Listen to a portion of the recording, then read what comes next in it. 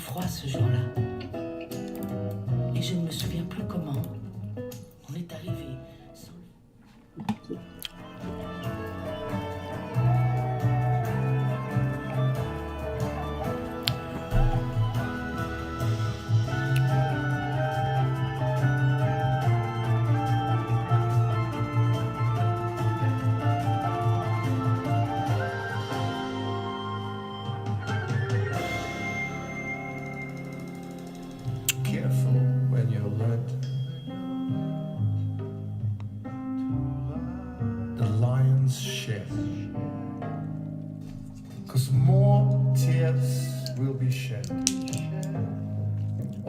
Answered prayers.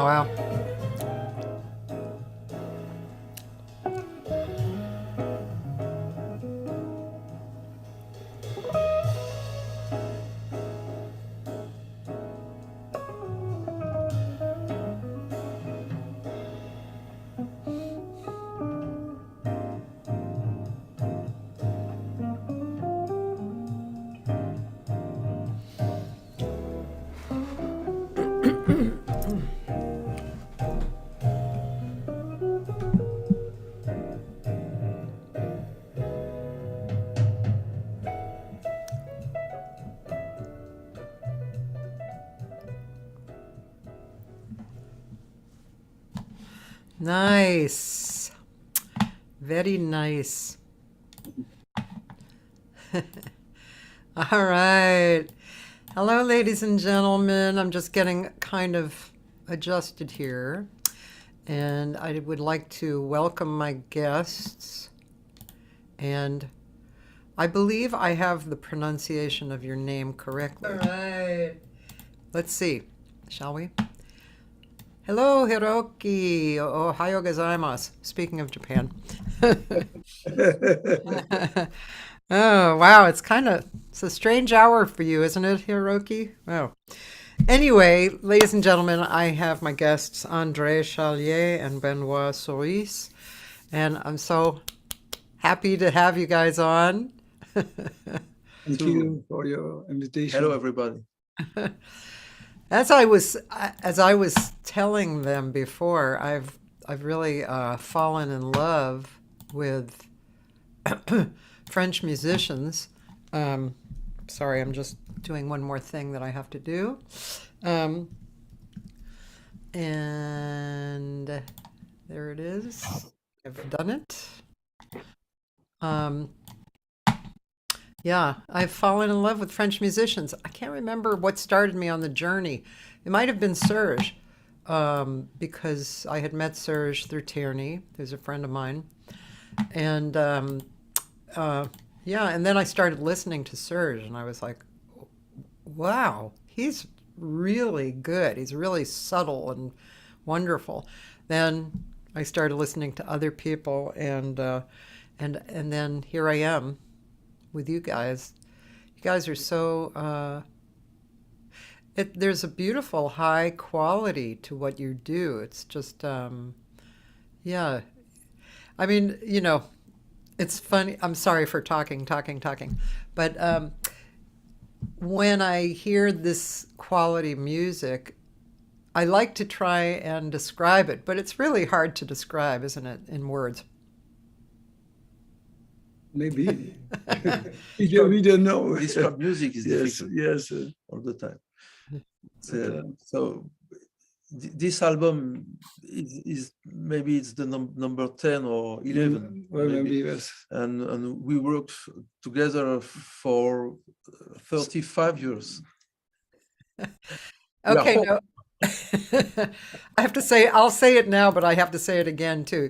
Did you tell me that you've played together every day since you met, basically? Almost every day. Almost, yes. Every week for sure. Yeah, but more than one time every week, yes. Yeah, maybe 2-3 concerts every week, and we teach together. We teach. We have a school. We have too. a school. Oh, is it your school? Yes. Oh, I did not know that. What is the name of it? It's the CMDL. Centre de Musique Didier Lockwood. Do you know Didier Lockwood? The what? Didier Lockwood. Didier Lockwood. He was a famous violin player in France. Oh no, I did not know. And we built this school in 2000. Oh, Yes. 23 years. Yes. Yeah. It's a nice school. It's a jazz school. Jazz school. Does it have vocals also? Yeah. And you can see on the little video the young singer. She's a student. She sounded beautiful. She's amazing. Yeah, she's amazing. Yeah. Does Sarah Lazarus teach there? She comes sometime, but she is not a teacher. But we know very well Sarah. Yes, she's very nice. Yeah, she's very nice. Yeah. Well, that's great. And so, how big is the school? It's 60 students. Okay. It's not so big. It's 60 students, like something like 9 students per instrument. Okay. That's good. Yeah. Drum. That's pretty nice. So do you teach every day? Is that what happens, or? We teach only one day, only the Monday. Oh, And the rest of the week we play on. We Yes. are on the for the music. Yeah. Yes, but we are the director of the school, so we have lot of work to make the school work. Pedagogic director, not Yeah, yeah. Not administrative no, director. yes. But So- it's a lot of work. Thank you. Because, 80 teachers, Wow. more yes, than students. yes. 80 teachers. Wow. So pretty many- good. Yeah. Yes, I think that it's nice place. Yeah, yeah. Every teacher is a musician who is playing. He record. This is a condition, you know. Yes, every Yes. teacher has a real musical life. That's great. You know, Musicians Institute in Hollywood started out like that, you know, and when I was around. I was there in the beginning. You were? Yeah. Oh, I took 1 year there oh. in 84, 83. So when the school was like GIT? Yeah, it was just closed the museum. It was small. Yeah, very small. It was very nice with Carl Schroeder and all this guy and Bob Magnuson. Uh-huh. It was very jazz school, and it was very nice at this time. Yes, and all the teachers were professional musicians. Yeah. Well, it still is probably, but at that time, probably because the size was small, it was very community feeling, you know. Yeah, I just spoke with Carl. Okay. Yeah, about a month ago. I hadn't found him, and Frederic Loiseau actually helped me find him because I'd been looking over the years and I just couldn't find him. And still the same Carl Schroeder. Still kind of the grumpy bear, you know. Yeah. Very opinionated. But he actually taught me a lot. He taught me about scatting. I really improved on my scatting from him. Okay. But one time I was in Yugoslavia working, and I was at a jam session, and there was a young bass player who had studied with Carl, and he was telling me about Carl's classes. You know, Carl, you know, he would swear, and you know. Sometimes it was hot. Sometimes it was nice. But good, right? But good musically, yeah. Very good. Very good. High quality of counseling. Yes. Yeah.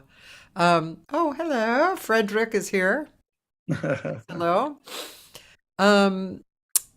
Yeah, so one thing that just jumped out at me, and I always hate to, when I'm talking to two people, I always hate to compliment only one, but I'm just going to say it because it's the truth. Benoit, your comping really jumped out at me. It was really it was great. It was creative and confident and harmonically interesting. It was. I just was drawn to that. Thank you. Thank you so much. Yeah. Of course, as a piano player, I love the harmony. I love the control, you know. Yeah. And of course, in the music, it's something like with the sky. You know, the harmony is like it's comment on pourrait dire the harmony is Open for possibilities. Exactly, and the rhythm maybe is more something like more with the earth. The harmony. Yeah, the earth and the sky connected. Exactly. Yeah, it's beautiful, wonderful. Andre, I'll compliment you a little later.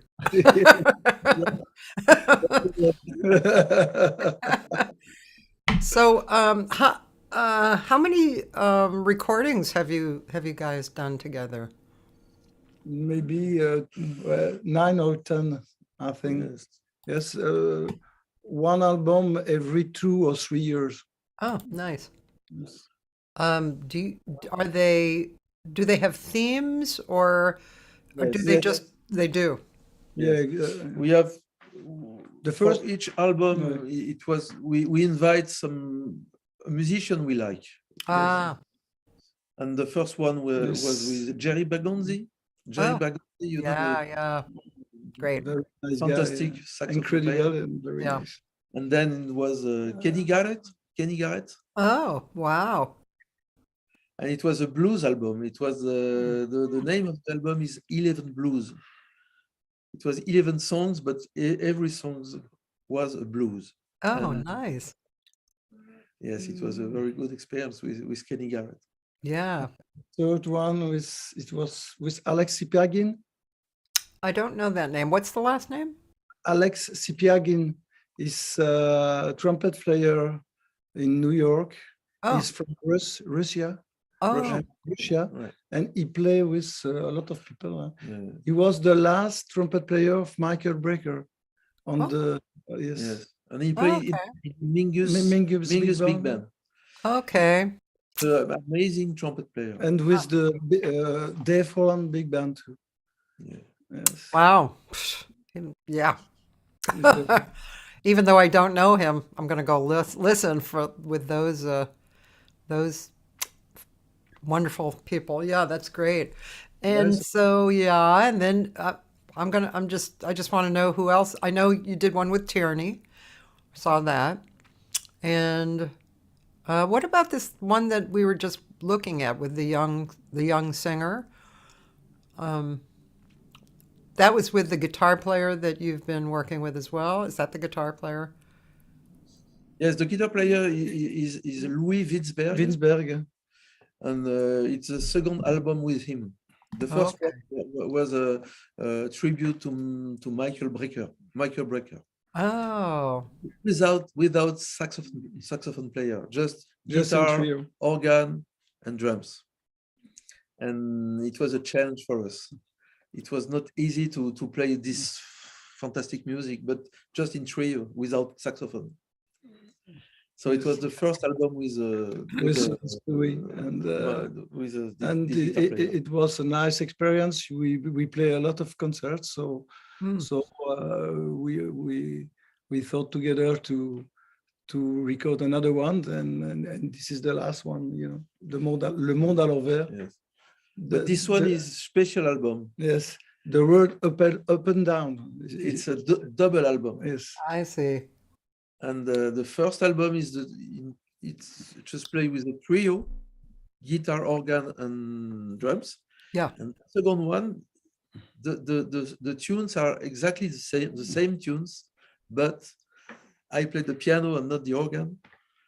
The guitar player play mandolin, he played banjo, he played many instruments, strings instruments, and there is a singer. There is many singers. Many singers. Tina Sutton, Malou Malou X, the young woman in this tune, and Ben Dick Ben Offset. Dick Offset. You know Ben Dick Offset? No, I He's don't. from Norway, Norway. and he's famous here, and he is the saxophonist. The saxophone he play in Steps Ahead. in steps after Michael Brecker with Mike Manieri. It's him. Oh, Yes, ah, very talented, nice guy. He play like in the north of Europe, you know, with a big sound, long note. I like a lot. He's a great composer. Yeah. So we invite him for a tune in our album. nice. So the music is the same, like the trio, but it's it's the orchestration is not. It's the same. another word. That's so interesting. I mean, and those are two different records, right? No, Exactly. it's the same records. The different CDs, but it's a Oh, double. it's a double album. So, how And for internet, we just take another color, blue for one and yellow for the other one. yeah. But it's the same. It's a double one. Yes. Was that the one with the cover on top where the skyline? Exactly. Exactly. New York and New York. with the rope. Oh, I didn't know that. Okay. Like the rope. Yeah. Wow. Thanks, Fred. He's writing the names for me. Thank you. Thank you. I appreciate that. Um, wow. Hello, That's Fred. that is really interesting. An interesting idea. I've never known anybody to do that. You know, play the same music within the this record project, same Yeah. music, two different orchestrations. Very interesting. It was a challenge, but it was funny. A lot of work, but funny. Okay, whose idea was that? You know, to do the same music but with a second band. That It comes from we were rehearse in trio yes. and rehearse the tunes and the songs, and I said maybe I will put a little piano in the trio, but the trio is organ, it's not piano. I wanted to put a little piano, and the guitar player Louis said, I would like to put a little mandolin sound, and André said, I would like to put a little percussions, and we said, no, it's an organ trio. We don't have to play piano and mandolin. So the idea is born like that. Yes. We said, okay, No frustration. No frustration. Let's do another record, another CD, another recording with the same tunes, but we put what we want, everything. Singers, horns, because there is a Stéphane Guillaume. Yes. Stéphane Guillaume is a French Saxophone. amazing saxophone player. Yeah. And plays in all the tunes. Yeah. He plays flute, he plays Soprano. saxophone, tenor saxophone. And as a matter of fact, I kind of feel like looking at the cover. It's probably on your page, right? A website page? Not maybe on the Facebook, on the website. I don't think, Oh, you don't think it's on your website? because my website it's slow. And Benoit doesn't even talk about a website. Maybe on YouTube you can see the On YouTube. On Facebook, you can go on my Facebook, and I think that Let's see. So if I went back, because yes, we can see but you can see it there. but Yes. c'est le démarre. but you're not. But we're not really looking at the cover at all, right? So if I go to Andre's Facebook, maybe. Oops, Charlier. Let's just see. This is it. This is the Oh, but this is what we just saw, right? The yellow one is this. on peut pas. We cannot see. Yes, we don't have a picture, you know. Maybe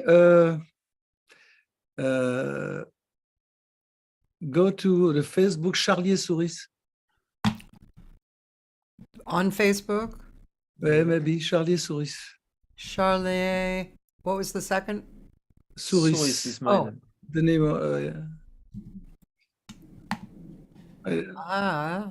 That looks promising. Yeah. And then these are YouTube still. But Yeah. oh, I see. So the yellow is The yellow one and the blue one. The yellow one is a trio, and the blue one is a acoustic quintet. so are these both like the front and the back of the cover or something? Yeah. Yeah, I see. Okay, so guys do have a Facebook Yeah. of that. Okay. I'm proud of you. There's the Tierney girl. Yeah. Yeah. Okay. All right. Okay.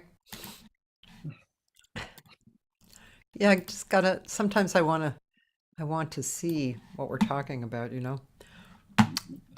Thanks, Frederick. He's spelling all the names for me. It's great. Bendik Hofseth, Stefan Guillaume.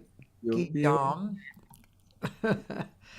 Then I have another friend who gives me the musical credits for people. So he has given me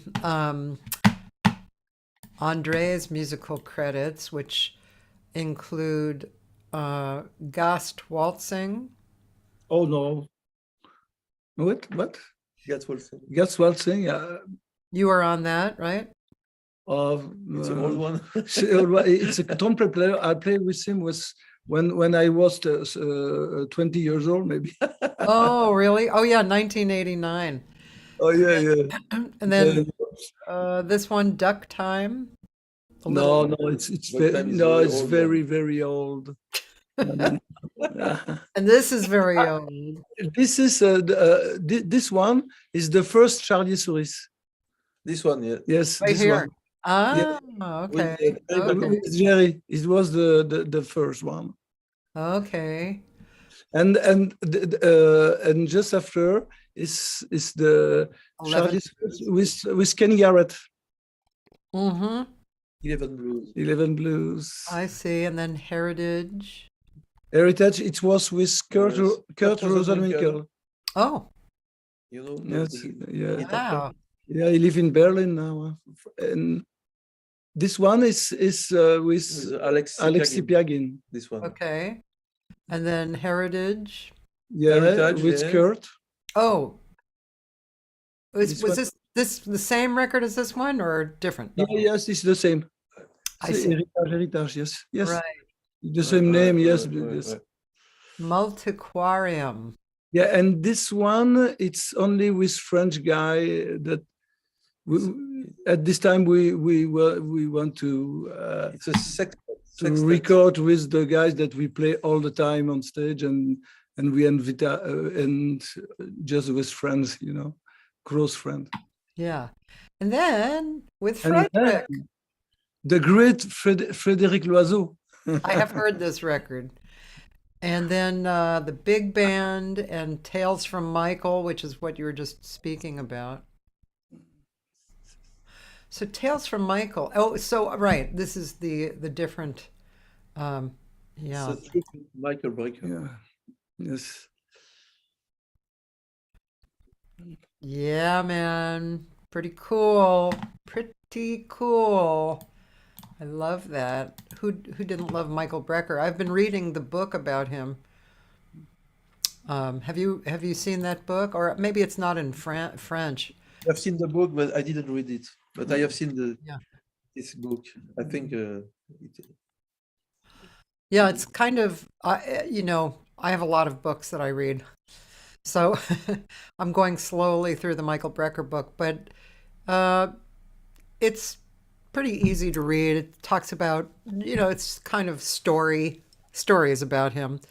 And a few friends of mine played with him. So like I'll send a little text and I'll say, oh, I just read about you in Michael Brecker's book. And they say, well, yeah, it wasn't 100% accurate, but pretty close, But yeah, he was quite the artist, wasn't he? Yeah, he was incredible and very nice person too. Very nice, and apparently always was from when he was a kid. He was just a nice guy always. and sometimes we play with his brother, his Randy Yeah. Breck. Yes. We used to play with him 2 years ago in France. It was nice. It was very nice. Well, and we played the music of Michael. Michael. The Michael music. Oh, With Randy. It was Yeah, yes, it was a great moment yes. And Randy is a very nice person too. too. Yes. yes, very nice. I heard him in June in New York. He was with, do you know Mark Copeland? Yes. Yeah. Yeah, so in fact, they had just come back from a European tour. So Mark and Drew Gress on bass, and Joey Barron, my old friend on drums, and Randy, and also it was supposed to be Dave Liebman, but he got COVID on the way home. Oh, yes.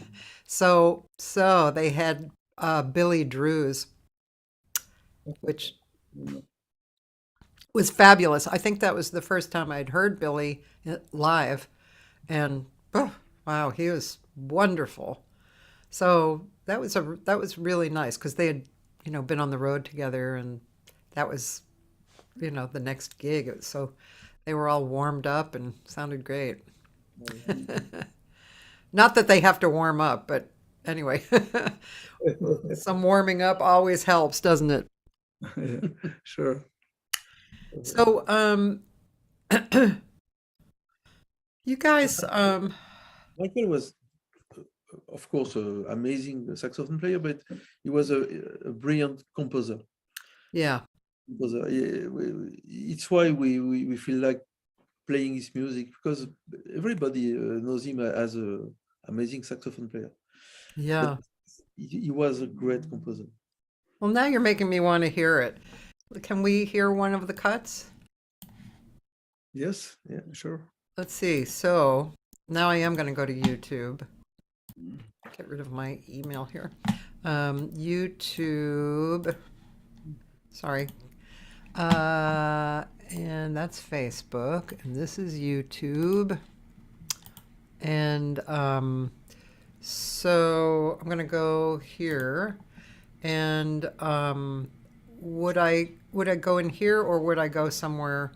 Non, mais non, mais il n'y a pas de morceau, hein, non, non. Non. Tu veux, Je veux passer le breaker. non, Should I just type a name in? One of the songs? the album is not on my YouTube, but maybe you can just you put Charlier-Sourisse and the name of the album, Tales from Michael, and you can find, I think, all the stuff. Tales from Michael. Just the name, or Oh, well, let's see if this works. no. I think that you have to put. Là, No. c'est un live. Oui, mais il faut pas écouter. Alors. The actual name of the record. What is the record? Yeah, Tales Tales from from Michael. We'll find the. Oh, well, here it is, right here. Yes. So on the right here. So which song shall I play? Talking, je sais pas. Talking is a Don Grolnick song. The song is very, yes, maybe the first one. Okay. It's a Don Grolnick song. Did you say Don Grolnick? Yes, Yes. Don Grolnick. Don Grolnick Oh, is old friend. let's see. He was a fantastic piano player. We used to play with Michael Yeah. a lot of time. I think it was before. The album it was before. Yes, This. he's there. The green one. The green one.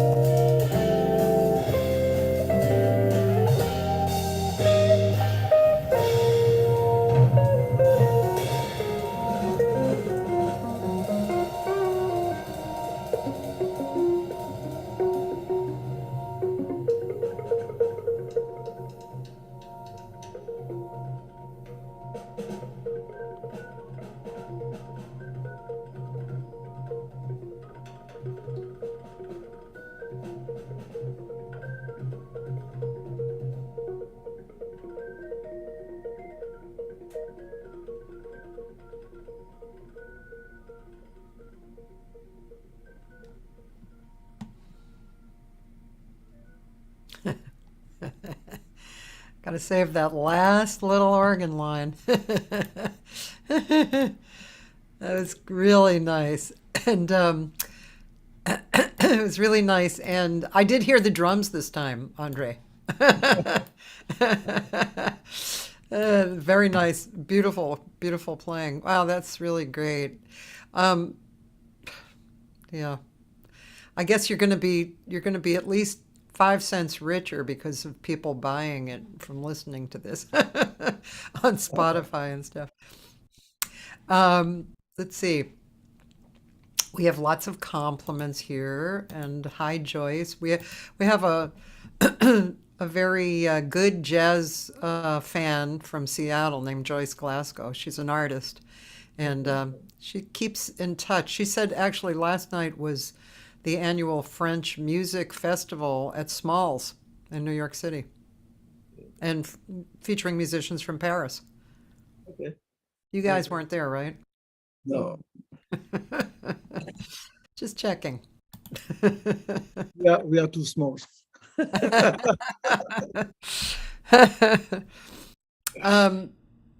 I have one guy on here who says that he feels like you have a similar style to Oregon. You know the group Oregon? Oregon. Yes. Oregon. Yes. Yes, it's. Je sais pas, peut-être tu vas en parler. No. A little bit the same. I think they're more percussion. Maybe. I think that I know Oregon, but not very well. So it's difficult to speak about that because it's not very clear for me. I know one album, maybe but yes. It's great. I mean, that was definitely a part of my growth in my 20s, or listening to organ, Ralph Towner and Paul McCandless, and just it was kind of along the lines for me of Weather Report, except Weather Report was a lot more, um, I don't know, I guess rhythmic, real, and organ was kind of this way, but had a lot of rhythm. And I can see why you say that, Mark, because their music has this broad harmonic blanket, but with rhythms underneath. So I can see why you say that. Yeah. Yeah, it's really great. Do you know Simone Gubbiotti? He's here. Small Goubert, yes, the drummer, Yeah. yes, great drummer, incredible drummer. He said one day he hopes to meet you. He's in Italy. Okay. Say hello to him. Yes, hello to him. Okay. Not so far, actually. You're not so far away. Mm. So, what do you guys do generally during this time? Did the pandemic really change things for you? We didn't play during maybe 1 year and a half. Yeah. Yes. So, But yeah, but I think for us it was not so difficult because the school stay open. So we met all the students every week, and it was nice. And also we live in the same village, Oh, okay.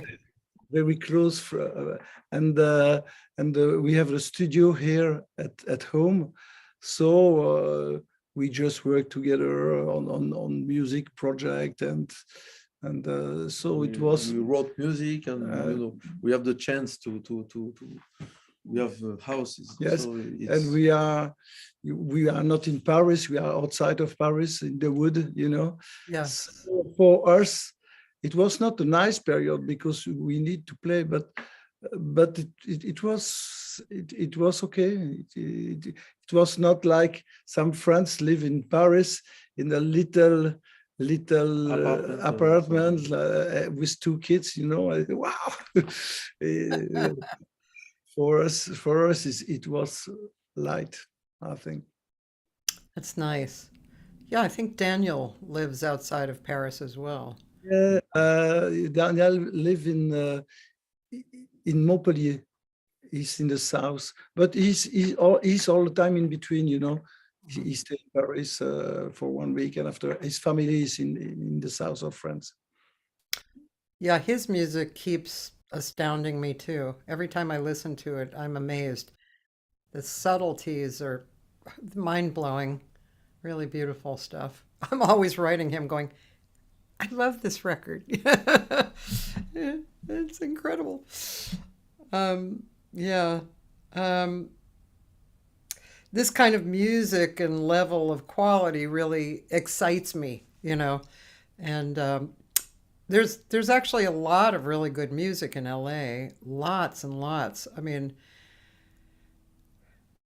so many musicians, and a lot of younger musicians moved here from New York over the last few years. Again, they wanted, like Paris, they'd wanted to get out of, New York. It's hard to live there, I think we have good friends in New York. They all say the same thing. It's very difficult. Yes. I mean, of course, there's something fascinating about it. Is it the same in Paris? I mean, I saw a little bit of the music nightlife when I was there, but do you think Paris and New York are similar as far as the jazz nightlife? It's here in Paris. It's easier in Paris, I think. Yeah. And maybe you are very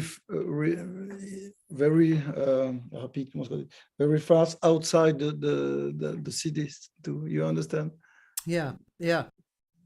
So many musicians live in Paris, but we don't play in Paris. We play sometimes. There are 2-3 clubs, but we play most of the time. We play in France or in Europe, and we travel a lot. But we need to play to live close Paris, because it's like a center, a big center. Yeah, And, yeah. I like a lot Paris. I'm not French. I'm from Belgium, and it was a dream for when I was young to go to Paris, and I love the city. Yeah. Oh, so you guys actually, well, 35 years is you met in your 20s or something, right? Yeah. Is that when you moved to Paris, Andre? I'm well, I moved to Paris 25 to 27 years old, maybe. Yes. And we was lucky to met this violin player that we talked just before, Didier Lockwood, and he's a big star here in France, and we play with him for 25 years, maybe. Yes. And He passed away 5 years ago yeah. in 2018. And he was one of maybe the famous musician in France. He was a great violin player. Incredible. Yes. Wow. And we had this school, the CMDL, with him. So for us, it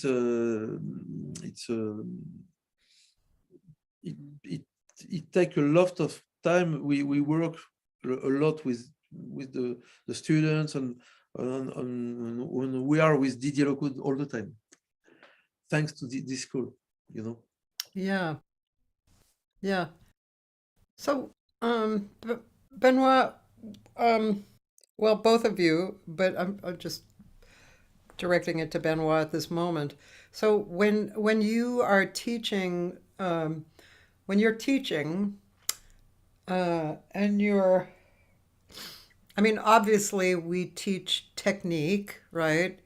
And we teach theory, but there's something above that too, something of, let me call it perspective, like, because I think that if you light the fire through perspective, then you have an eager student, right? And I think when the student follows that that higher perspective of music and the quality of what can happen, that the result is very worthwhile.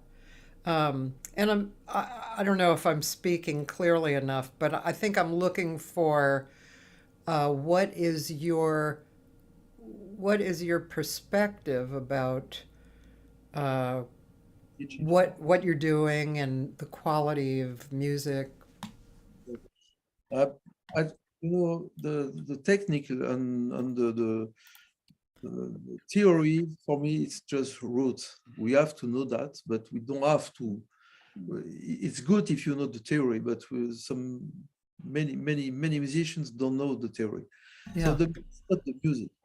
It just helps you.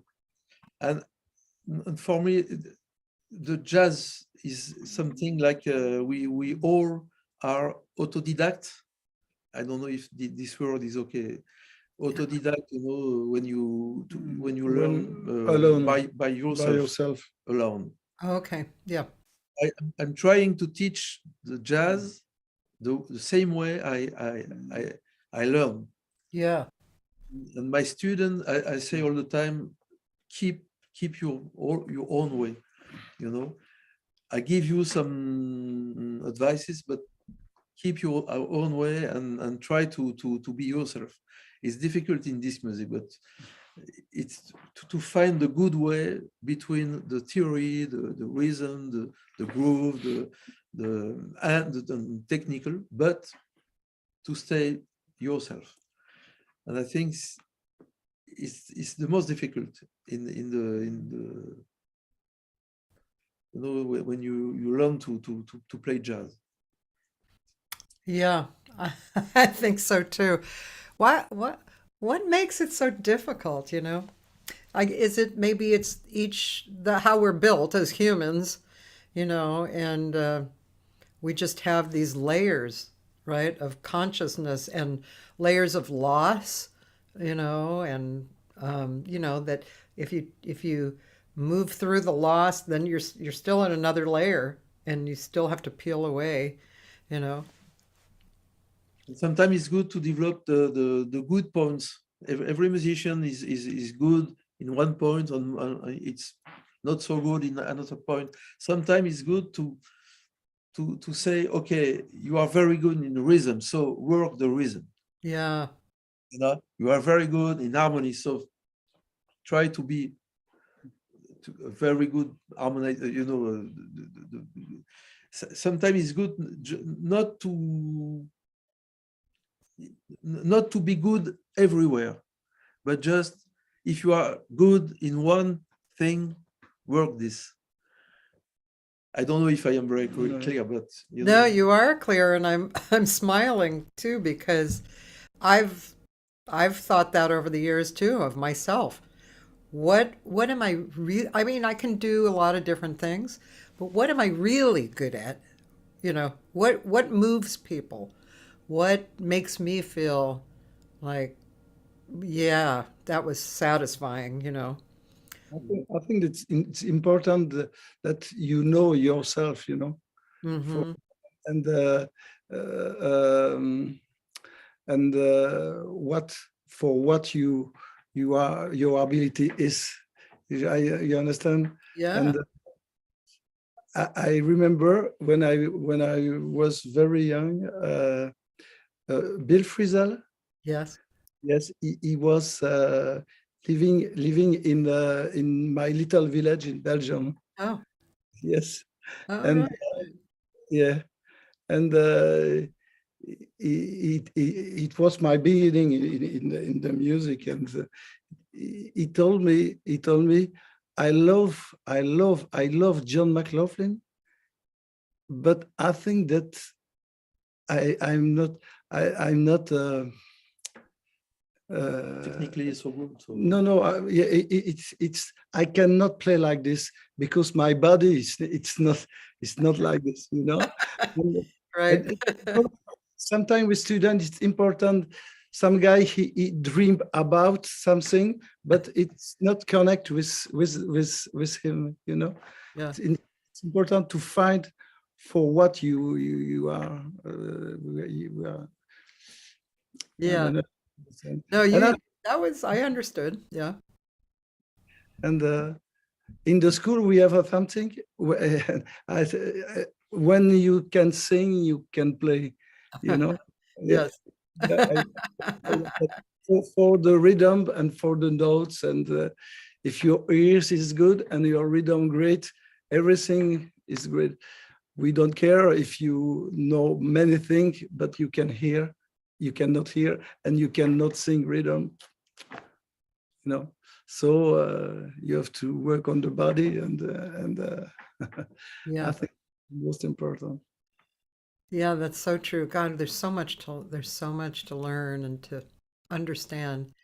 Um, yeah, I I was in the studio the other day, and the drummer doesn't read, but he's really good. He's great. He's, you know, and the producer just leads him to what he wants. But he's a great drummer. He's very experienced, and so yeah, for him, I mean, of course, reading is helpful, right? But it's not absolutely necessary. Also, the thing that keeps coming back to me personally is that just to learn, like you say, focus on one thing. It doesn't have to even be, you don't have to learn the whole song. If you learn one part of the song and really get it, really in there, you have learned a lot. Yeah, sure. So yeah, I think my tendency over the years, just because of the nature of who I am, is to kind of spread out, and be able to do this and this and this. But it's really nice to focus on certain things and just do it over and over and over again so that it really becomes you. I think that's what I used to do when CDs were more in your life. I used to have like a 6 CD player in my kitchen, and I would put on 6 CDs, and I'd leave them in there for 2 weeks. And by the time 2 weeks was over, I knew each CD pretty well. you know. Now we listen too much music to Yeah. it's For young people, it's difficult now. for young people. I think that We remarked that many students that don't know the albums. They don't know. They know Miles Davis, but they don't know albums. Yes. They know some tune. pieces, some tunes, and sometimes we say, "Can you tell me 3 albums?" No, I don't know. And many students, it's not their fault. No. It's just they listen the music through the YouTube, or I don't know what, Yeah. and they don't listen CDs, they don't listen Yes. albums. And I think because that we have to change our pedagogic way. Uh-huh. We have to talk more about music, about concept, because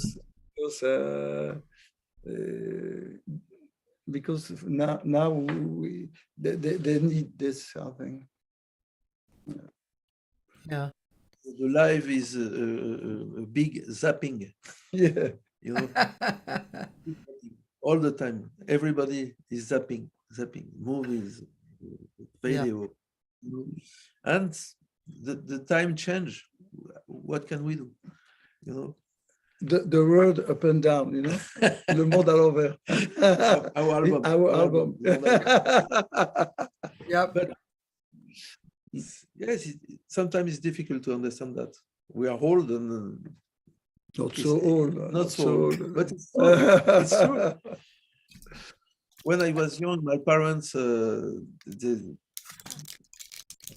for Christmas, I have a present. It was a record. Oscar Peterson. And I put this record maybe 300 times, the same. And I wrote every solo, and I learned that way, So Yeah. now you open YouTube and you can see every piano player with a camera, and you can. It's different. The time is different. Yes. And do you know Birelli-Lagrène?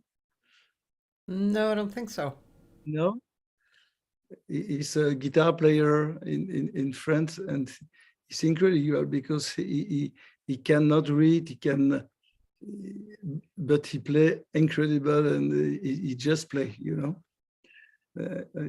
He's amazing, and he played the bass too. So we invite him.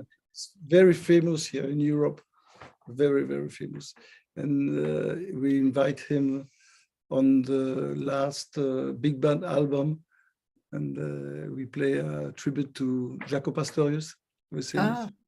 Yes. Oh, cool. Yes. It was nice. Yeah. So just getting back to education a little bit, what do you think? Do you think that well, you have a music school actually, so so it's different than, obviously it's different than the regular university, because the regular university, even though it has a music department, it's not quite the same. It's not quite as abundant. But do you think that in general teaching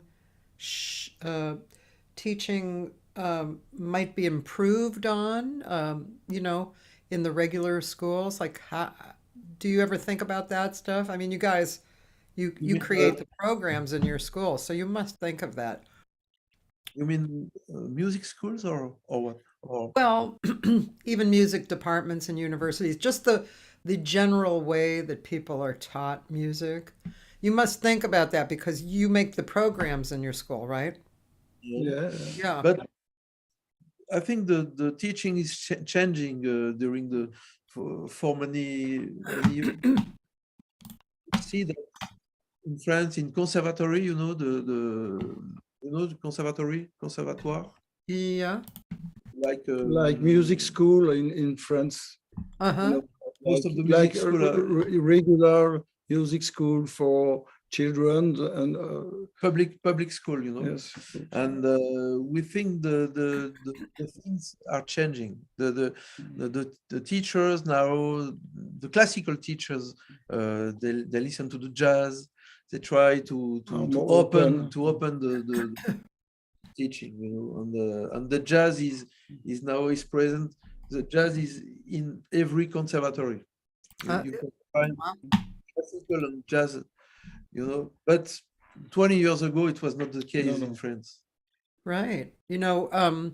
Classical or jazz, but not. Right, right.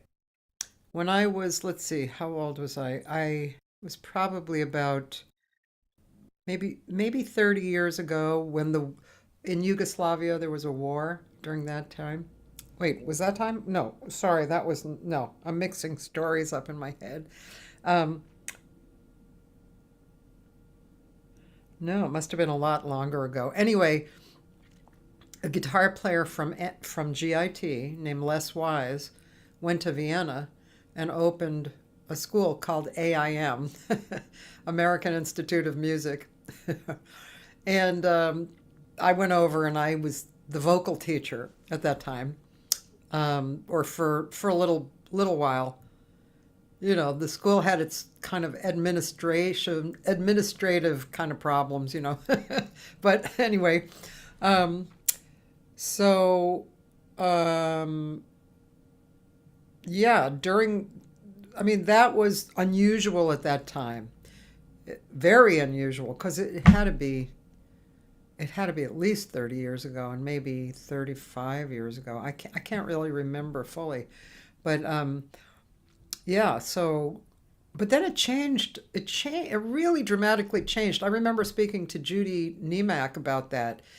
Because she had been in Berlin and also New York and Spain, and she said in Berlin it was really changing, and even the young people coming up, they were they kind of had an attitude like, we don't need Americans for jazz.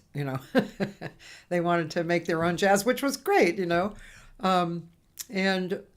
but yeah, I remember we had long talks about that because she was right there, and she was a very good teacher. She learned from Warren Marsh, and lots of hard work, and the students really loved it. It would be interesting to speak with some of her old students from years ago to see how they developed after that. Do you guys know her, Judy Niemek? Yes, No, I yes, don't. yes, I don't. yes. I know his husband. Jean-François Prince. So he's from Belgium. Yeah, And yeah. I know very well Jean-François. Yes, I love Jean-François. yes. What a nice person. Actually, I interviewed him a few months ago.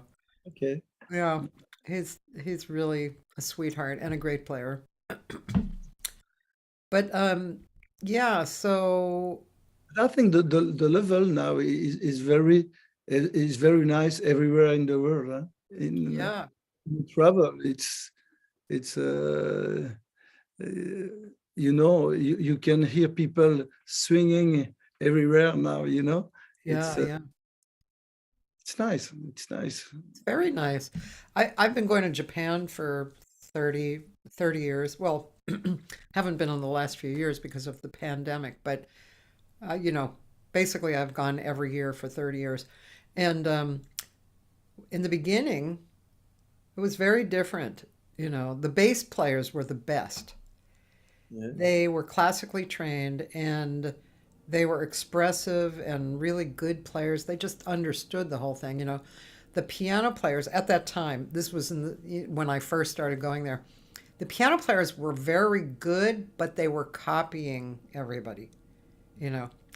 And the drummers, oh God, God, they were the worst because not that they were terrible. They had their rudiments together. That was fine. But they would play 4 bars of something great and then totally change to something else. Like through the whole song. I mean, it was just like, oh my God. But then over the years, you really saw it changing a lot, and it had to do with the young people coming up as well, because they weren't locked in to the old way of thinking. But when I was in LA in the school, Yeah. I think that the half part of the great student was European. Ah, Yes. cool. Yeah, well, I mean, that makes sense too, because um, there's a fresh background, and you bring it and mix it in. So yeah, that makes sense. All this big school from US, I think, make a role, make after so much years now, all the guys get into comment est-ce qu'on dit retour chez lui? Return in Europe, and the level grow up a lot, Yeah. Plus, I'm assuming that the European students were classically trained, right? To begin with. Yeah, and I don't think I think I would be surprised if half of the American musicians, jazz musicians, were classically trained. I saw a lot of musicians go to get training when they were adults, in classical, but not, yeah, I'd say half, about 50% maybe, got classical training. Stéphane Guillaume, that he's teaching in our school, and he was the saxophone that you can see he play on the album.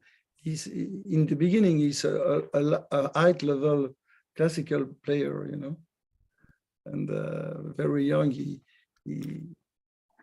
play both, jazz and classic, and after he choose jazz. But the classical, the jazz is the same music. For me, it's the same music. It's not the same form, but the harmony is the same. And the improvisation was, every composer was improvising, yeah. The jazz, I think the jazz is the comment dire, prolongation. It's just the story. One way to play music, yes. But I don't think the jazz creates the improvisation. The improvisation was there, exists for the beginning, and the blues is something. Maybe the blues is the and the rhythm. The rhythm. Yes, but the rhythm, the earth rhythm was much before. Yeah, but the African rhythm, yeah, in Europe, the rhythm was not the same, Yeah. I was today in the morning. I do some exercises, stretching exercises, and sometimes I'll listen to. My husband collects records, and so we have a lot of records, and so I'll listen to records, and he has this great varied artists blues record that I've been listening to lately, with all the classic people. And yeah, there's like, what was the name of that? I forget the name of it. I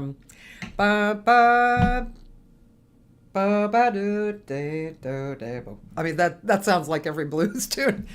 Not everyone, but it sounds like a lot of them. Lightning. But I noticed, I was wondering, okay, so this rhythm is kind of different than the other songs, a lot of the other songs were dun, da, da, da, da, da. But the other song was emphasized on the two.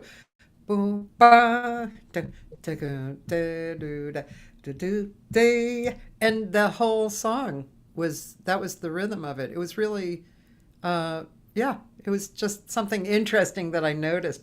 At first I was wondering, is it a waltz or something? Or no, it's not a waltz. It's, something else. But uh,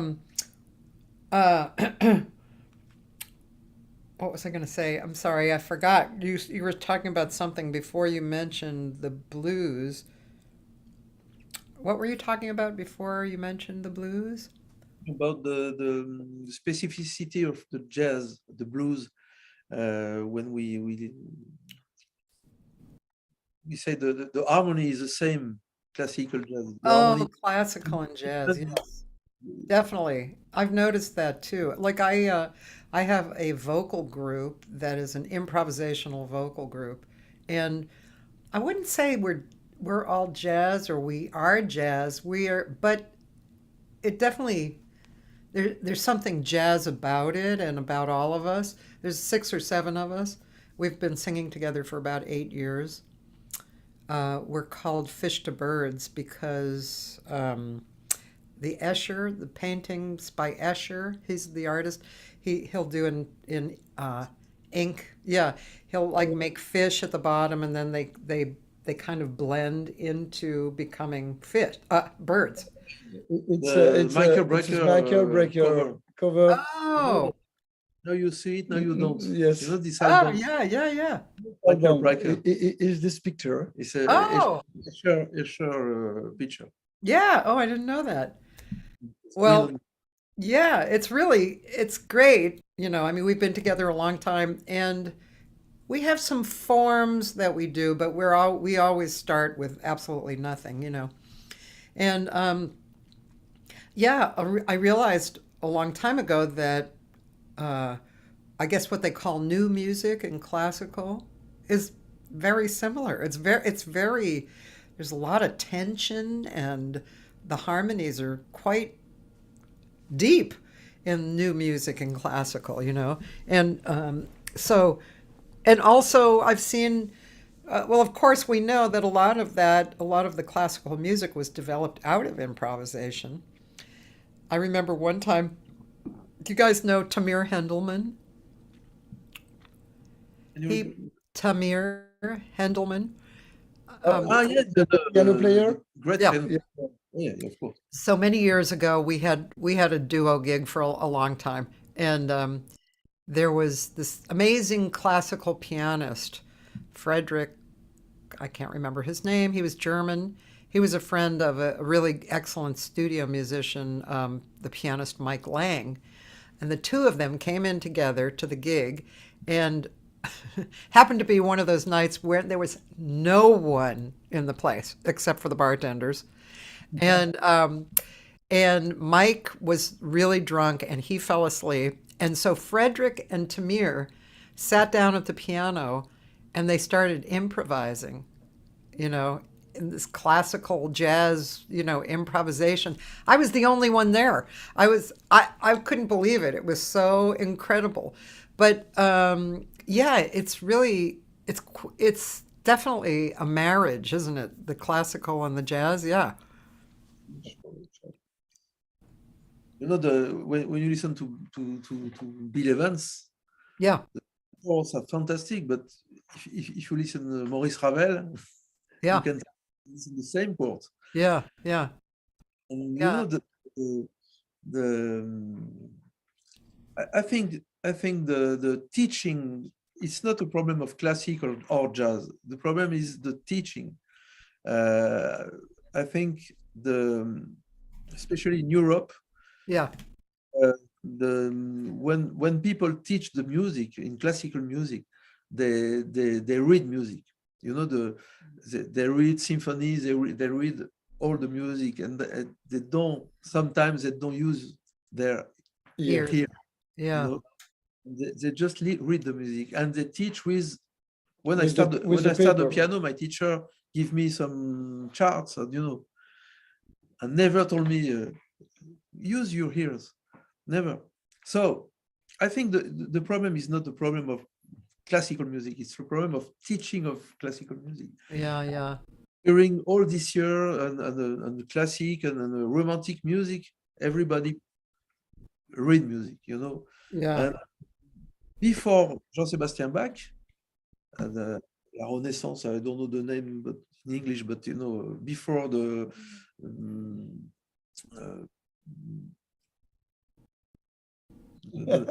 Baroque music, before everybody was improvising. You know, middle age, Yeah. everybody, there was no charts. Yeah, it would be really interesting to just pop back into that frame of mind, you know, that time period and see how that felt, you know. And the rhythm here in Europe was incredible. Yeah. And comment est-ce qu'on dit? The religious thing cut the rhythm because it was like a satanic thing. Yeah, Right. sure. When you listen to Mozart, when you listen to Brahms, Yeah. you listen to Frédéric Chopin, Yeah. there is reason, of course, but But you don't put a metronome, you know. On Yes. this no, romantic music, they forget the earth, the earth they rhythm, forget the groove. the groove, you know. Yeah. It was a bad thing to Yeah. so they forget the tribal. I don't know if tribal is Yes, tribal music. yes. Tribal rhythm. It's very funny. There are a town in Belgium called Bash, and it's a very, and there are carnival there, and the rhythm it's like Brazil. You feel like you are in Brazil, and it's very old. They said that the rhythm it's like 1,000 years. Wow. You know, it's like and you can listen that just before all this religious thing. Yeah. The rhythm here in Europe was very, very strong, you know. Wow. Interesting. I don't know if it's very clear, but No, I understand. I was thinking of something that I can't say out loud. But basically I was thinking, you know, of those people who seem to have engulfed the planet over the years and like made their influence really straight and in the box, you know. They try so hard and they succeed, and all of us humans, you know, pretty much, it's not just the artists. I think everybody is just like, you know, stop, you know. I mean, and everything that's politically resisting right now is about that. It's just it's a shame that those weird people who have this tight viewpoint, you know, they just have to have everything tight. It's like, why don't you go get another planet, you know, and just be tight by yourselves, you know, let us be loose, you know. By the way, Benoit, Frederick came up with the word, I think, Renaissance. Was that the word that you were? It's the same in French. The same word. Thank you, Frederick. Right. Yeah. I'm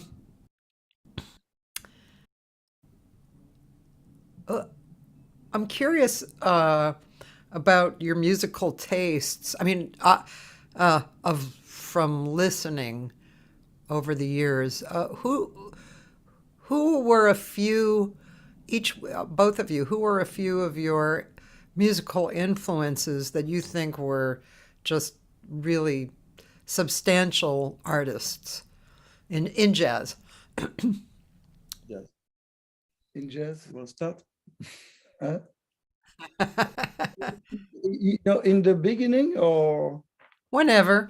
Somebody who you thought, wow, this is really something, and maybe jumped into studying it or listening. There are a lot of people. Maybe it's not, but the first feeling for me, it was incredible. I'm from Belgium. It was Toots Thielemans. Wow. Yeah, Yeah. no kidding, man. Toots Thielemans. Wow. And Toots was the first for me, the first in life. It was the first time that some things happened in my mind, and Philippe Catherine too, Philippe. Yeah, yeah. It's nice because after 20 years we played with both of this guy. Ah, It's nice. that must have been thrilling for you. Oh yes, yes. But after it's so much musician. I like me in the beginning. I was a rock player, Ah, and just I discovered jazz at 18 years old, and it was weather report thing, all this stuff. And after I discovered jazz, and I go to the roots, So I listen so much people. I like a lot Wayne Shorter, yeah. I like a lot Michael Brecker. I like a lot Chet Baker. It's and Brazilian. I like Brazilian music. I love. I try to play pandero. Oh, oh.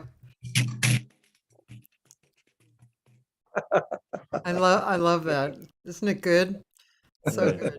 Yeah. So For me, it's the same. Wayne Shorter, Hmm. Miles Davis, yeah, of course, maestro. Herbie Hancock, and maybe the live music. When I saw Miles Davis on stage was something amazing for me. Yeah. So Herbie Hancock in trio with Ron Carter and Tony Williams, it was something amazing. And Keith Jarrett, of course. And I think we can be fed by many kind of music. I love the classical music too, especially Jean-Sébastien Bach. Hmm. My father was listening every Sunday Jean-Sébastien Bach, and for me it was something very important.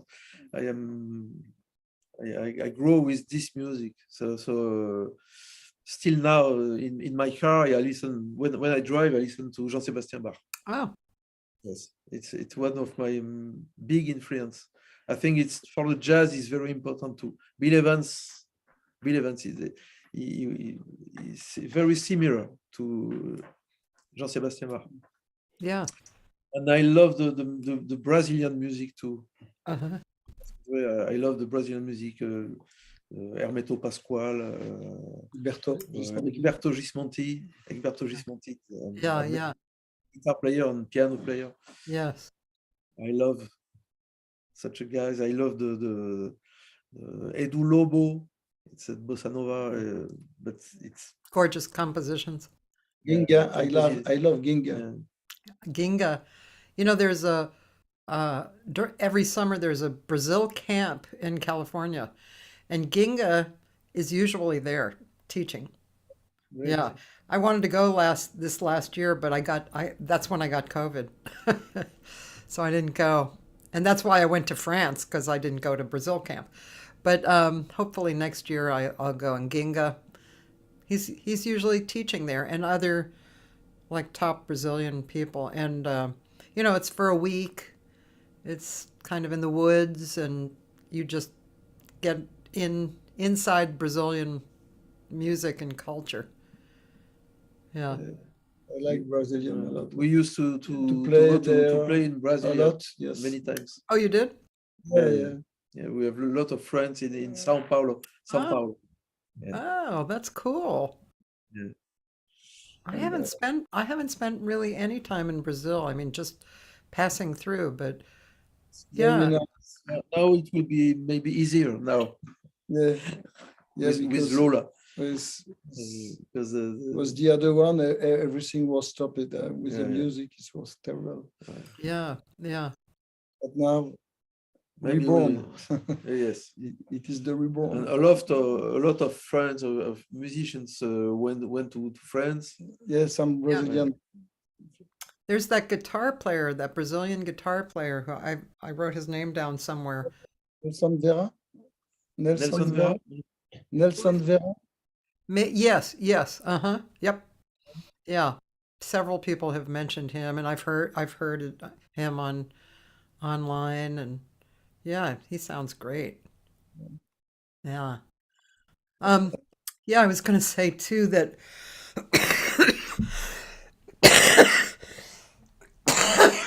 I had an interesting experience with a classical piece. I haven't listened much to classical. I know I like the excuse me, I have a chronic cough.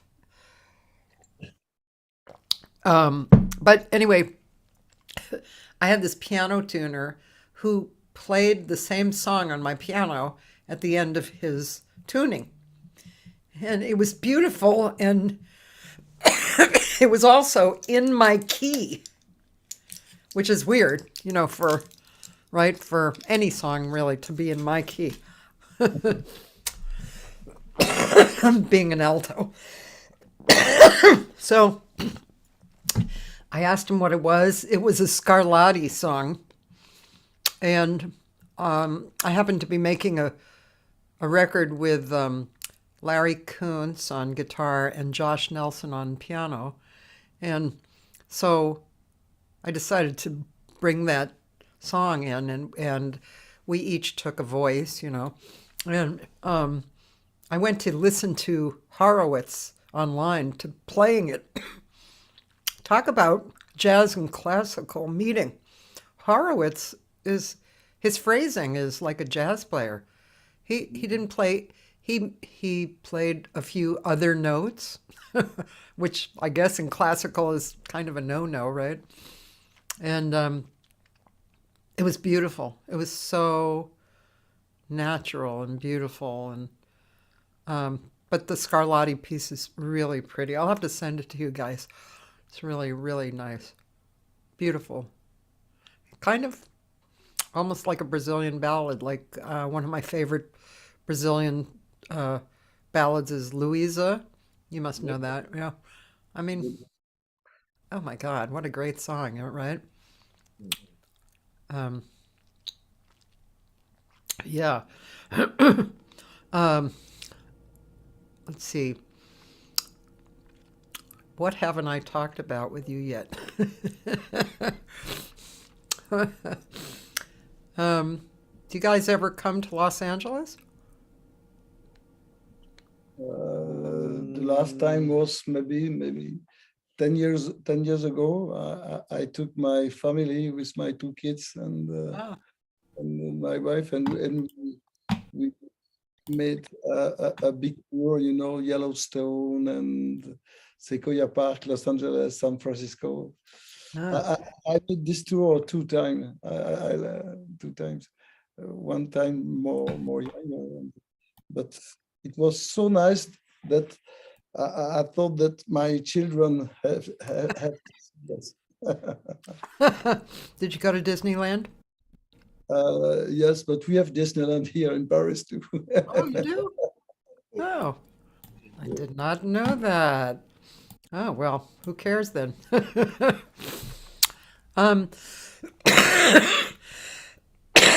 Let's see. I'm trying to think. When you do you, oh yeah, I did want to ask this question. Do you guys play with separately from each other as well? Sometimes, yes, Sometimes, yes, yes. yes, sure. It's good. It's a good thing. Yeah. That's not so often. You know, Yeah. we are many projects together. So it's for us. It's not a problem to play together. It's not a problem. We can play all the time. We like that. Yeah. But for example, I play sometimes with a singer. The name is Tony Green. She's from Memphis. Ah. It's a blues singer. She's 75, and I play with her here in France. Yeah. And André don't play with her. Sometimes you play with the grand ensemble. Yeah, with big orchestra sometimes. No. But we put a lot of energy on our projects. So after years, you know, we took so much energy on that all the gig that we play when we was more young with other people, it was like this, you know. But we don't need, because we are lucky. We are lucky because we can play a lot, and we don't do the same things. André is very good at the sound. He's a sound engineer. Very good. I don't touch that. I just compose or do other things, but he is the sound engineer in the studio. So I can arrange music. He doesn't arrange music. So we are complémentaire. I don't know. We are, and sometimes people say 35 years, but how do you manage to not to we never fight. We never fight, because sometimes we don't agree. That sometimes we have different way, but we just talk. We just talk. We just talk what we can do. So and after, you know, and I think that it's very nice to have this kind of relationship, and also in music, because we play so much together. I think that when we play together, it's sometimes like one guy, you know, and we are with the organ. We are like a rhythmic section, you know, and it's bass, drums, and piano. We are two, but we play like three people. And it's very strange, because a lot of musical reflex is just the same, and it's very comfortable. And I think it's very comfortable for the other guys too, because many musicians took me and Benoit for their own project, you know. Oh, yeah. So we play our music, but we play often music from other musicians, you know, that they took us to record the album and make a tour, trio, quartet, and so it's not we are not only on our music, but you know, it's like this. That's great. One thing is, we still can surprise each other. Yes, you know, and I think it's very important to I think that we don't get bored, like okay, I know this guy, you know. Yeah. I think if one of us stop to think about music all the days, in 1 year it will be finished. If what? I didn't. If if you stop to think about music all the day, after 1 year, it will be finished because something has to happen, Yeah, yeah. Frederick has an interesting question, actually. He said, Andre, do you have a different rhythmic approach if you play with Benoit on organ as opposed to playing with him on piano? Yes, I think that the difference when he's on a piano, I have a bass player. So the relation with the bass player, it's my first job, Mm-hmm. and after the connection with the piano, but with the piano the connection is the same, but yeah, and with the organ, I think that when you play drums with an organ, it's not the same. How can I explain this? It's not, it's very different. I have to be very directive because the sound of the organ is more large, Yeah. So,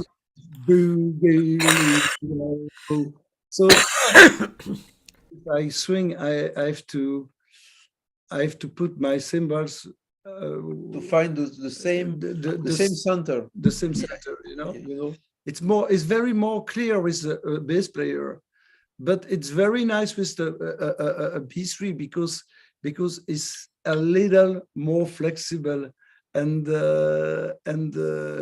very warm and large, Yeah.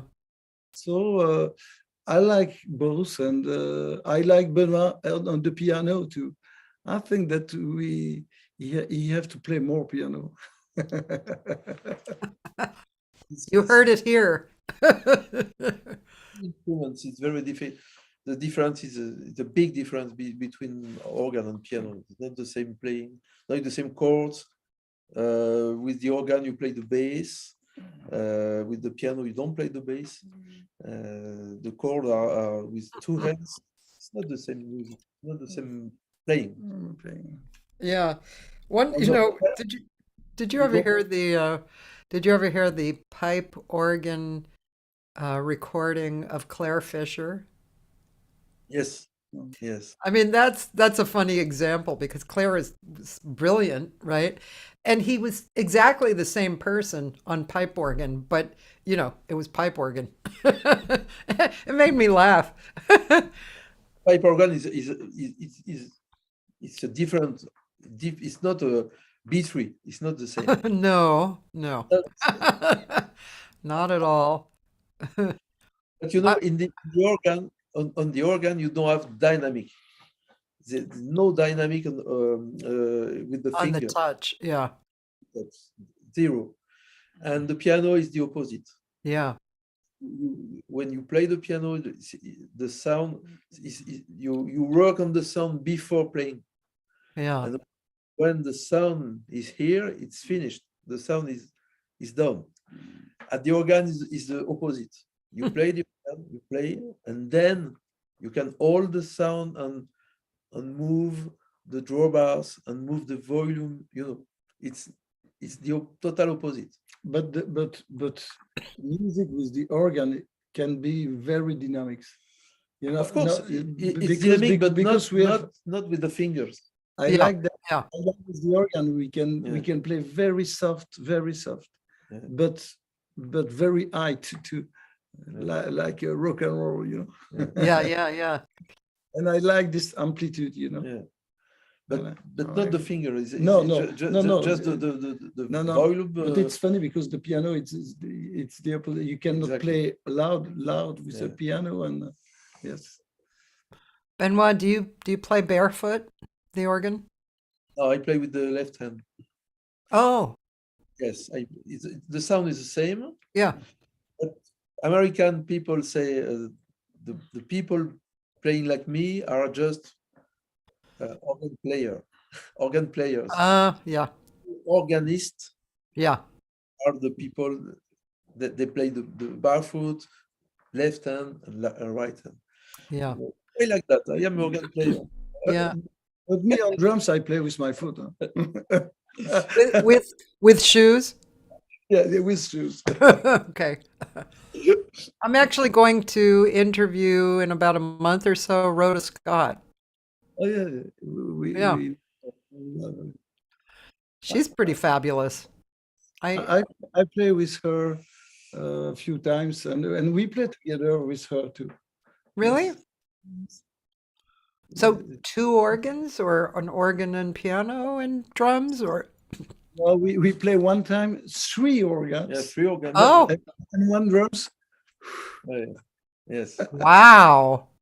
Yeah, it's a good Yes, friend. and we play maybe also 2 organs. I 2 organs. don't know, Yeah, yes. yeah. I play also Wow. with one time with Barbara Deneiler Oh yeah, yeah. and Rhoda and me. Yeah. Yes, she's very nice, and That must be amazing. 2 or 3 organs. Wow. it's a lot of Horrible, organ. horrible. Too much sound? It's horrible. Imagine. It's a big explosion. Oh my God. Yeah, that's really wild. Do you did you have well, this question is a little, I mean, it's a question that I like to ask people, but because of the nature of time and that we can remember what we did 10 years ago, but maybe not yesterday, things like that. This question sometimes is a good question and sometimes isn't really a great question. But I'm curious to know if there were any let's see, statements that for either one of you, a mentor might have said that really made you stop and think and change what you were doing, for the better, or for the better, I guess. So did you have any mentors give you some advice or some line, that you went, oh? Did we have or Did you have a mentor who said something to you that made you, whoa? Maybe not for me, not directly, not, but the music, the records, all we listen to, of course. Yeah. When I listen to Freddie Hubbard, for me I learn the live. I learn something. When I listen to Wayne Shorter, for me it's like a listen. Something is. I didn't have teacher, never. Oh. With the jazz. Ah. So I like. I didn't. Interesting. Okay. Of course, every record I have listened to was for me like a listen. Yeah. Interesting. For me, I think that I don't have a mentor, but one thing was and I think the most important thing in my life, musical life, it was the meeting with people that when I play with, I feel that I am better. You understand what I mean? Yes, I do. Yes. So I think the ideas was when we begin together, we thought about we want to record one album and like with Jerry Bergonzi in the beginning, it was like you play and you understand music. You don't have to speak.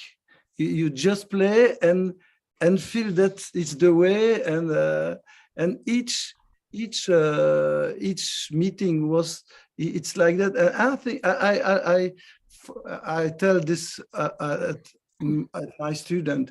Sometimes you learn more when you meet somebody and you play with that we're practicing in your room. You know, it's more important. And I think that's more like this. I remember we play one time. It was the only one gig, but with John Scofield, and for me, John, I think he don't remember, but for me, I listen to him so much, and we met him, and he said, "Yeah, just play 1 hour," and we played 2 hours, and it was really a big moment, and I think that my trust, my musical trust, was not the same after the concert, because my confidence, it was not the same, because some things happen, and I feel that I can speak with him with the musical way. You understand?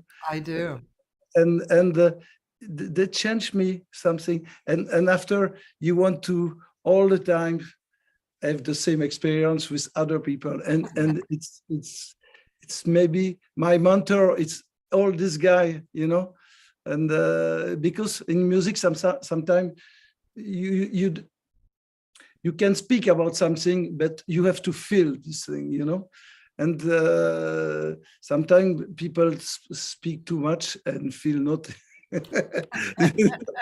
And it's very important to play with the people you like. Play people to try to play with. When we play with Randy Brecker, for example, it was nice. It was very, very nice. So because we listened to this guy for 40 years. He was with us on stage, and Randy is here, you know, and you learn a lot. You learn a lot. Yeah, that must have been great. Scofield is one of my favorite all-time musicians, and I've been listening to him for so long, and I always wanted to do a record of his music. His music is, the heads are really, you know, the A sections are really strong, and then the B sections are always like, whoa. And then back, and actually I'm working on a project now, a no-net project, and I have 2 Scofield songs that I'm doing, and I just popped out with lyrics too, so that just happened, you know. But I love Scofield. I think he's a really deep artist, you know. He's just great, and although I haven't played with him, listening to him has definitely changed me. One time I saw him here. He was with Seamus Blake, you know Seamus, and it was you know, piano, bass, drums backing him up, and they were in the jazz club Catalinas here, but it was the old Catalinas, which was smaller, and I was sitting there listening, and they did something that just kind of changed me a little, you know. It was an interesting thing. They were both, Seamus and John were both soloing at this one moment, and they were facing front, and I guess they worked this out, but they physically, their bodies, they started doing this while they were soloing together, and my head just kind of blew open. It was incredible. It was great. And that's just one thing, you know, but Scofield is just, he's just. Did you see him with Larry Goldings? Yeah. Recently? His look is fantastic. By the way, speaking of Larry Goldings. Just play with the guys and Larry Goldings. Larry Goldings is. I love it. So this Friday, I get to see Larry Goldings, Peter Bernstein, and Bill Stewart. Oh, yeah, yeah. nice. Yeah. in a small club for 2 sets. I'm like, oh, I'm trying not to go out too much because I have a lot to do. But when my friend said, "Do you want to see this?" I'm like, yes, I am not missing that. Larry Goldings is just, and all those guys. I mean, wow, pretty exciting. Yeah, me too. I've had, of course, different. I think there were certain things that people said to me, even if I don't remember. Like I remember one of my first records was with a pianist who lives in Japan, and Peter Erskine and Mark Johnson. It was a gorgeous record. We did it in Chick Corea's studio with his engineer, Bernie Kirsch. I mean, what was there not to like? I was in heaven. And right after that, I was depressed for about a year. And I was, I just couldn't understand why I was depressed, And then I spoke to an artist friend of mine, and I can't remember the exact words, but basically he said, well, you just haven't started something new. And I was like, oh, that was it. Then I was out of the hole, and I could continue on. But it was such a great experience that I was still holding on to it. I couldn't quite let go of it, But yeah, moments like that are very exciting and wonderful. Yeah. I like a lot Peter Erskine. Yes. Yeah. I listen a lot to this guy. And it's nice on the last album on Yes. Mm-hmm. the previous one. Yeah. He spoke on the album about Jaco, just between the narrative. Yes. Yes. All the album is a tribute to Jaco Pastorius. Right. That's great. Was maybe the guy, the closer, yes. He knows perfectly Jaco Pastorius. So we asked him to talk a little about yes in the record. And he recorded three texts, and he spoke with we play very quiet. Oh, how nice. I know I interviewed an incredible bass player named Michael Manring, who was a student of Jaco's. And Michael Manring is really an interesting player as well. But I once interviewed Peter, and yeah, he told me Jaco showed up.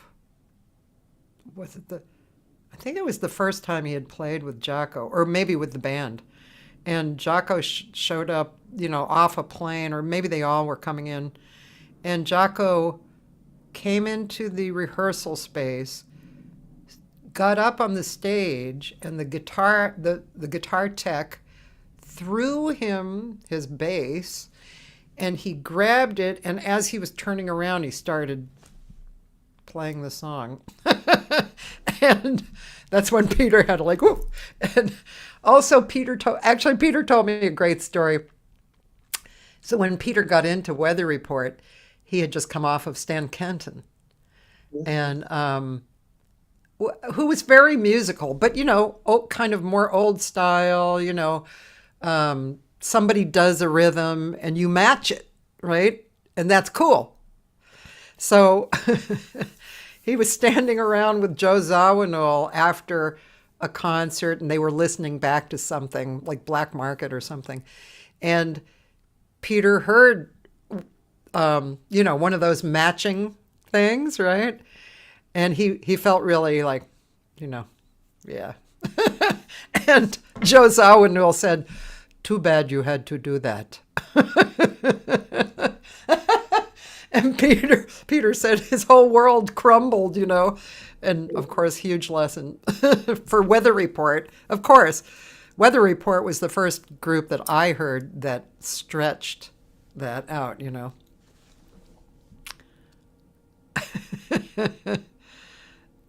Great stories. By the way, Daniel Yovanek is here. Oh, yes. Yes. He said, 2 guys I love. When I listened the first time I listened to the Weather Report, I thought I was young, very young, Yes. and I thought there were maybe 18 people playing. I didn't understand there were just 4, but it was like New Orleans. Yeah. Every Yeah. played together, For me, it was something very new. It was not like the bebop.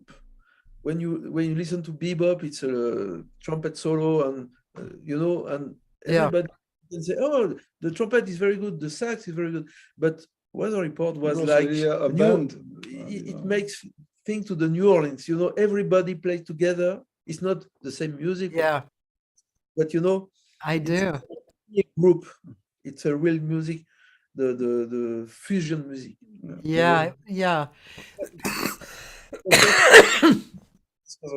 This group. I use an example of my thinking of them when I teach singers, but it can apply to anybody.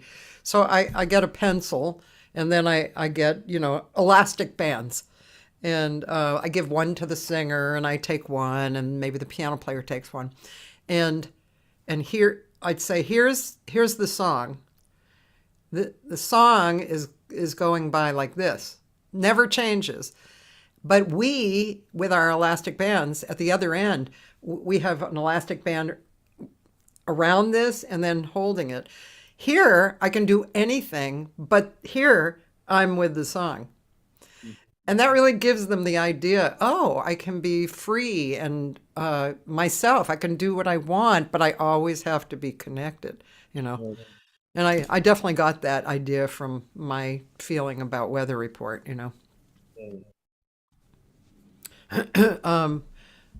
Frederick says in a master class, Zawinul said about Weather Report, "We always and we never improvise."